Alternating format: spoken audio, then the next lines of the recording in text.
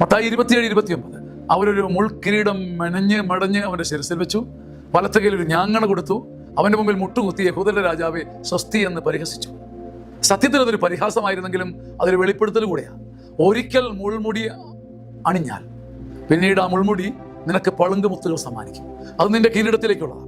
ഒരിക്കൽ ഞാങ്ങണ പിടിച്ച് നാണം കെട്ടാൽ അത് ചെങ്കോലിലേക്ക് വഴി തുറക്കും.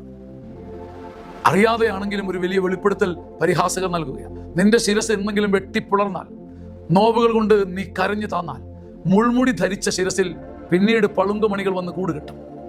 യേശു നൽകുന്ന, ചരിത്രത്തിൽ നൽകുന്ന ഏറ്റവും വലിയ ഉറപ്പിതാണ്. നിന്റെ ശിരസിൽ എന്തെങ്കിലും നീ മുൾമുടി ചാർത്തി തകർന്നു നിന്നാൽ പിന്നീട് നീ നിവരുമ്പോൾ നീ ഒരു പളുങ്കു കിരീടവുമായി വരും.